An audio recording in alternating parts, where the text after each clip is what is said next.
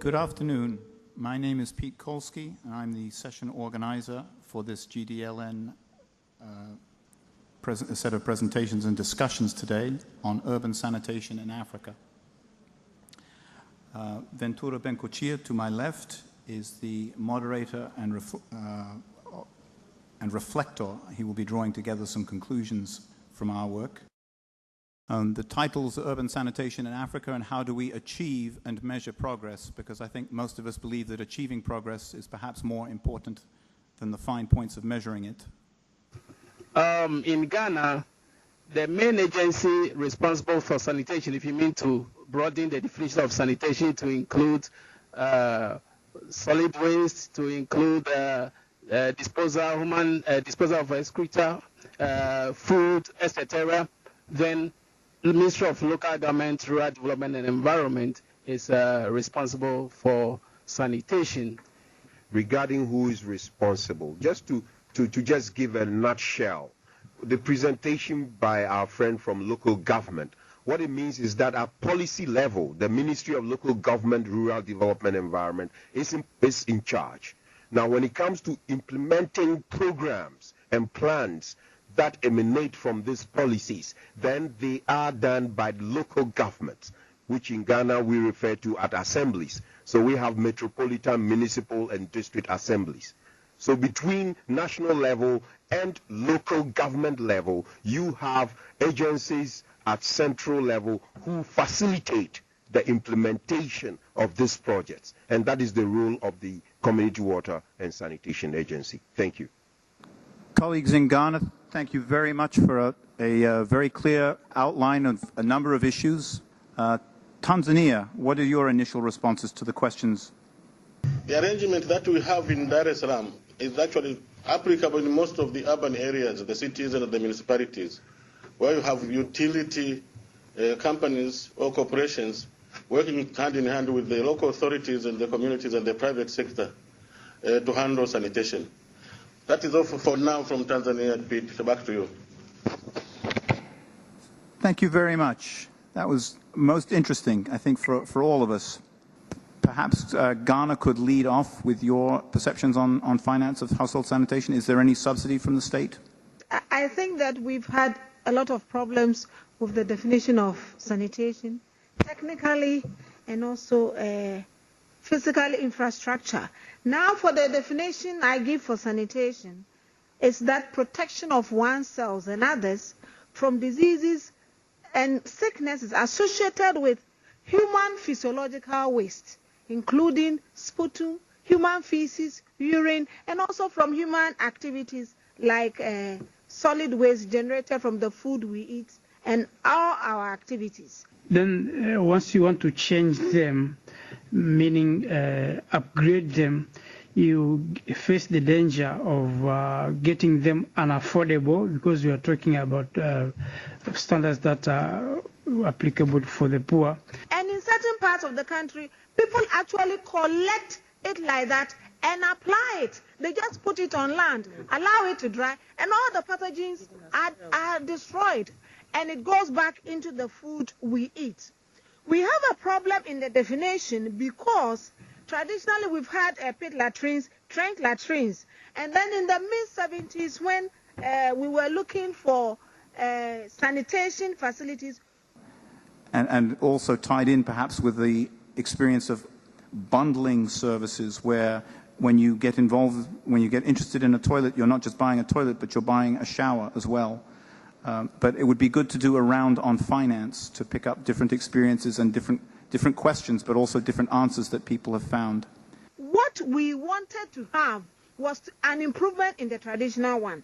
And the improvement we saw at that time, which we developed, was a pit latrine with a vent pipe. Because the infrastructure is there, the toilet has a slab which could be made of wood or concrete. And then it separates you from the human feces. And then also the vent will remove odor, which is very characteristic. You have a privacy. And then you are protected from the natural elements of nature, like rain and wind and sunlight. That was for us an ideal toilet, and basic sanitation. But as it is, we are defining it in different terms. So I get confused when I'm teaching. When people ask me, what is the state of sanitation coverage in Ghana? I said, I don't know. Some people say it's 11%. Some people say 21. Some people say 61. And if we're looking at, depending on who is defining it, then Ghana, I would say that we are way off. You know, why in some areas, like in the north, there is a lot of demand, even though, you know, socioeconomically it could be equal or less than in other areas. And, you know, why this demand doesn't happen in other areas? Ventura, I think that historically, and my colleagues here know how the 50-50 came about. In the early 90s, we were doing a loan scheme, okay? A project gave a loan of 80%, and then the households provided the 20%, and then you had the facility. But then the 80% was paid back totally by the household. But how did we go after this 80%? We sent project staff who spent a lot of time chasing loans that you've given. At the end of the project, some loans were not paid. When we calculated the effort of going to chase this 80%, the non-payment bit, which you were able to recover only about 67% of a loan that you've given 80%, and the effort, the first project felt that, hey, we might as well give away 50% because that is what we're doing anyway. Question of subsidy came in, and it's being applied on project basis in the health and mainly in the health sanitation and water project in one of the regions in the country and in some cities. I would do one recommendation. I would remind everybody that up to now we are still in the International Year of Sanitation, and this year started with a very big event which was called Africa San in Durban, South Africa, where 32 ministers attended. And at the end of this event, a global action plan has been developed so that each country was invited to develop their own country action plan. I think I would like to emphasize what was said by Professor Essie from Ghana about looking at integrated water resources management, looking at the urban water management from a holistic perspective, and sanitation not as a separate thing in that integration, is to really give social marketing a chance to use technologies that can reach out to people.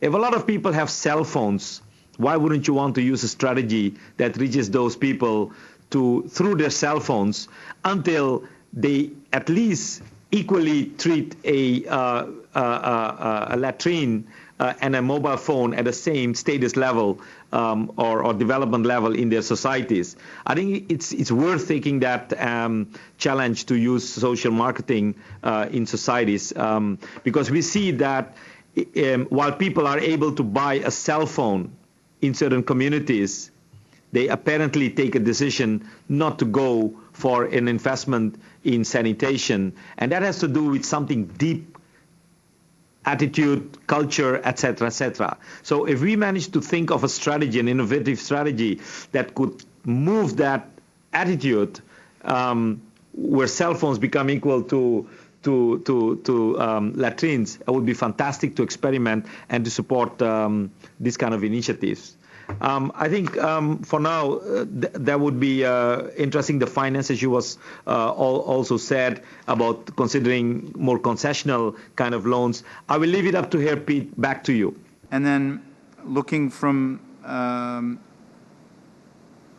social marketing to questions of incentives and also to strategy, that you may set a policy, but as people have pointed out, having a policy by itself, it doesn't give it legs. It was a great expression. The other expression I will take away is the advice that if you don't plan for it, you won't get the money. Now, I don't know quite how to turn that into a resounding declaration objective for Zaragoza. But I thought it was a very, very powerful observation that if you don't plan for it, you can't expect it to happen.